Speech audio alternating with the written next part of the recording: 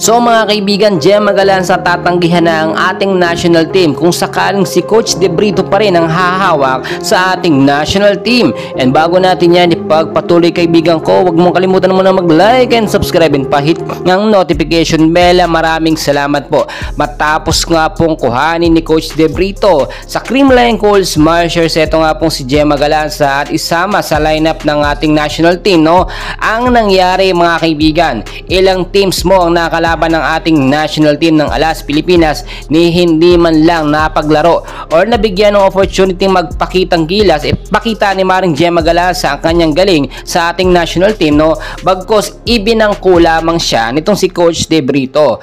Well, marami ang naiinis, especially yung mga Creamline fans natin. Itong si De Brito, kulang na kulang po talaga sa maayos na sistema. Palagi lamang siya nag-i-stick, no, sa kanyang first 6 lineup at napakabihira niya po itong palitan. Marami ding nakapansin na kahit nga po etong si Cici Rondina, no, kahit gaano ito kagaling sa Chocomucho, kahit nga si Cici Rondina nang halos bumubuhat sa Chocomucho mga kaibigan, na alam po natin yan. Pero pagdating kay De Brito, hindi siya pinapalaro, binibigyan ng mahabang playing time. So nakita natin madalas sa set 1 at set 2 hindi ginagamit si Cici. Bagkos ginagamit lamang siya kapag napapagod na. Yung mga paboritong player nga po nitong si Coach De Brito mga kaibigan. Sa side naman ni Gemma Galanza, hindi po ganun ang nangyari, no?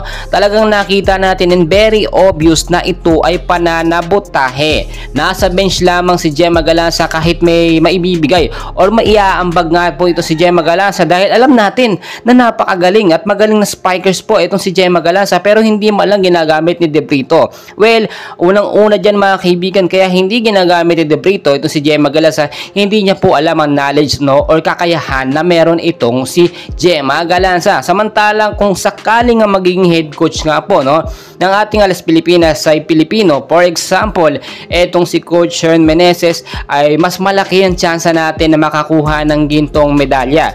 Palagi na nga lang ba na bronze medal na lang ating makukuha sa mga international game, at kung titignan po ninyo hindi nag-i-improve at walang pagbabago sa ating sistema kapag si De Brito ang humahawak. Well mga kaibigan, pagka ganyan po lagi ang nangyayari, talagang aalis at hindi sasama sa lineup nga po, tatanggihan na magagaling na player, especially ito si Gemma Galanza, ang imbitasyon na maglaro sa ating national team kapag si De Brito pa rin. So marami nagtataka, no, kahit nga po itong si Alyssa Valdez, binigyan po yan, no, ng offer na maglaro sa ating national team, pero tinanggihan po yan ni Alyssa Valdez kasi alam po niya na ibabang ko lamang siya, which is nakita po natin yan noon nang isama sa lineup itong si Alyssa Valdez at si De Brito head coach, hindi man lang po siya pinalaro, or kung pinaglaro man, pinagset lang mga kaibigan, then after noon wala na po mga kaibigan. Well, alam naman natin, no, kinakailangan ng panibagong sistema, no, dito nga po sa ating Alas Pilipinas, at dapat ngayon pa lamang kumilos na ang namumuno, no, dito sa Alas Pilipinas, makakuha sila ng bagong head coach na hahawak, and for sure kapag ginawa po yan na namumuno sa Philippine National Team natin, no, ay may magbabago po mga kaibigan. So antayin pa natin kaganapan mga kaibigan, and please huwag kalimutan mag-like and subscribe. Maraming salamat.